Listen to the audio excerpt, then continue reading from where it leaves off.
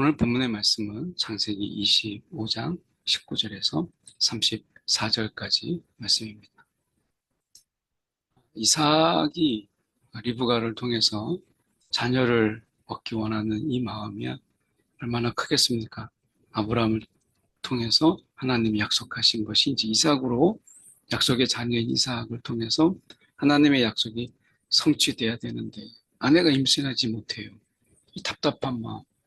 지금처럼 이렇게 의학이 발달돼서 여러 가지 시도해 볼 수 있는 그런 때가 아니잖아요. 이삭이 하나님께 간구합니다. 아브라함이나 이삭의 야곱에 비해서 이삭의 분량은 많이 적죠. 성경에서 차지하는 이 분량이.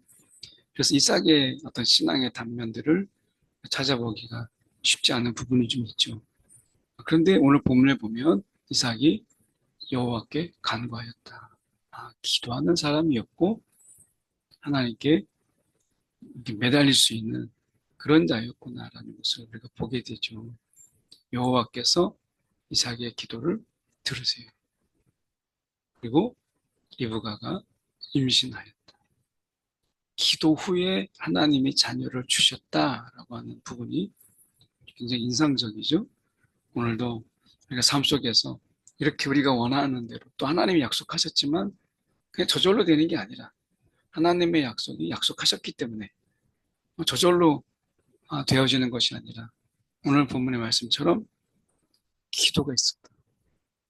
하나님은 이 기도를 통해서 일하신다라는 것을 우리가 보게 되죠. 그래서 약속이 있었지만 그 약속이 있었기 때문에 아무것도 안 해도 저절로 되는 이런 것이 아니라 약속이 있었지만 그 약속을 붙잡고 기도함을 통해서 일하시는 것을 보게 되죠. 그래서 약속이 있기 때문에 더 기도하는 거예요. 여호와께서 그에게 이르시되 두 국민이 내 태중에 있구나. 두 민족이 내 복중에서부터 나누이리라. 이 족속이 저 족속보다 강하겠고, 여기서 중요하죠. 큰 자가 어린 자를 섬기리라 하셨더라. 이게 하나님의 계획이고, 하나님의 섭리 중에 하나님이 인도하실 방향이죠. 분명히 여기에서 큰 자가 어린 자를 섬기리라. 이렇게 분명히 말씀하셨고, 이 족속이 저 족속보다 강하겠다. 이렇게 분명히 말씀하셨죠.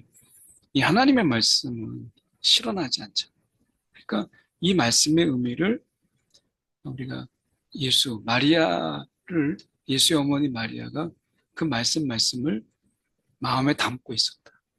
이것을 허투루 듣지 않았다. 그런 표현들이 나오는데 여기에서 이삭은 이 말씀, 큰 자가 어린 자를 섬기리라.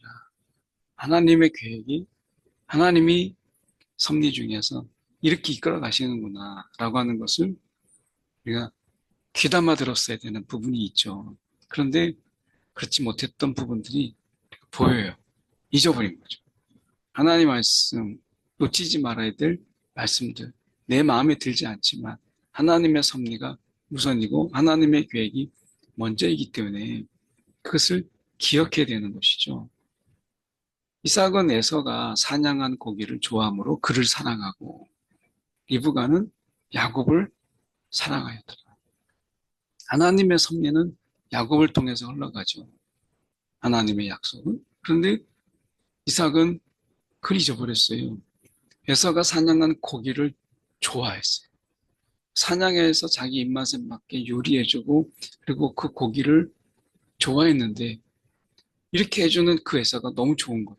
근데 그에 반해서 리브가는 야곱을 사랑했더라. 이런 편애, 어떻게 보면 부부의 이 편애가 자녀를 향한 이 편애가 또 불행을 만들죠. 그러니까 이 어떻게 보면 골고루 사랑하는 것이 중요하지. 사랑을 나눌 수 있는 게 이 우리가 군대에서 하는 말이 있습니다. 식사를 할 때 식사의 이 배분, 식사를 골고루 나눠줘야 되는데 이 배분에 실패하는 것 그런 얘기를 많이 하는데 우리가 부모라고 하는 것은 자녀에게 그 사랑을 골고루 주는 것.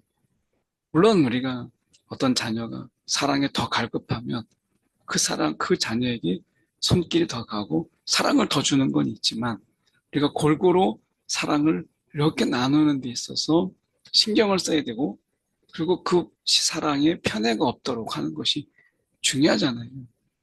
근데 여기서 이삭은 대놓고 에서를 사랑했고 리브가는 야곱을 사랑했어요. 이 말이 사랑이라고 하는 이 말, 편애가 주는 이 본문의 이 28절이 결국 이 가정에 불행을 가져오고 결국에는 어려움을 가져오는 것을 보게 돼요.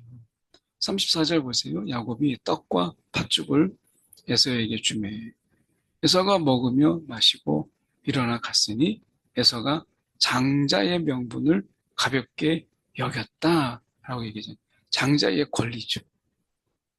야곱은 장자의 이 권리를 장자권을 욕심냈고 탐욕을 가지고 그것을 가지려고 했죠.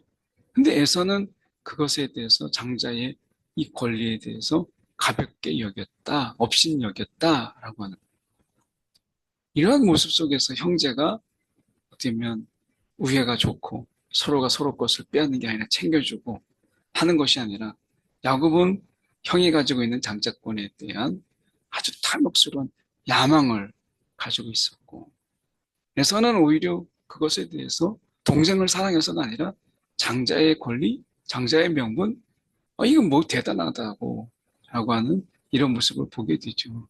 이것을 업신 여기고 소홀히 여겼다라고 하는 것을 우리가 보게 돼요. 참 이런 걸 보면 좀 안타깝죠.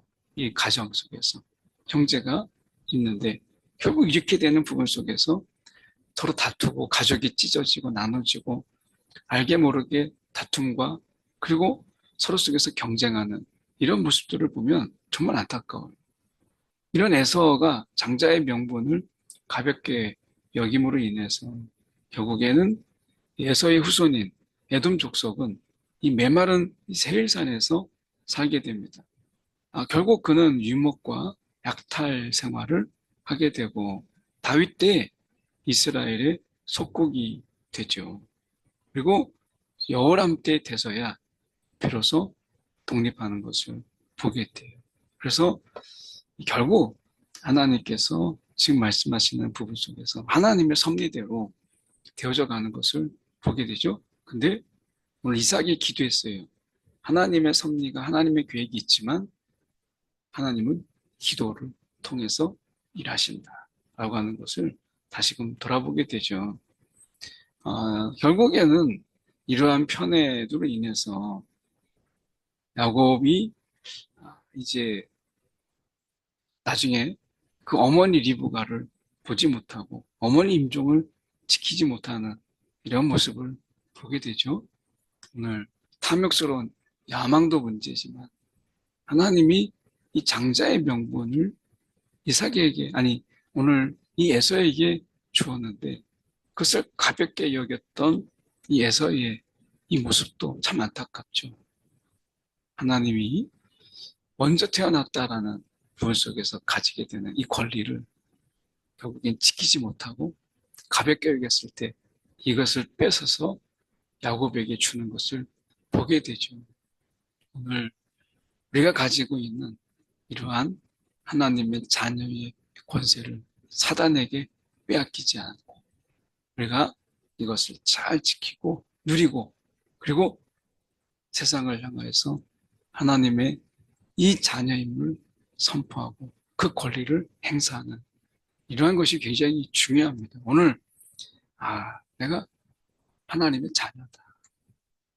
이것이 얼마나 소중하고 귀한 우리의 특권인가, 권세인가 라고 하는 것을 기억하면서 이 자부심, 하나님의 자녀다 라고 하는 이 영적 자부심으로 살아가는 저와 여러분 되기를 기도하겠습니다. 사랑이 많으신 하나님 아버지, 오늘도 세상 찢어놓고 갈라놓고 경쟁시키는 이 세상 속에서 형제의 우애로 살아가게 하시고 주님 안에서 한 형제 그리고 한 자매 된 우리가 서로를 위해서 기도하고 또 중보하는 그 공동체가 되게 하시고 우리가 서로의 것을 탐하며 또 자신이 가지고 있는 이런 장자의 권리를 우리가 소홀하게 눈에 보이지 않는다고 가볍게 업신여기며 대하지 않도록 인도하시고, 눈에 보이지 않지만 세상의 그 어떤 특권보다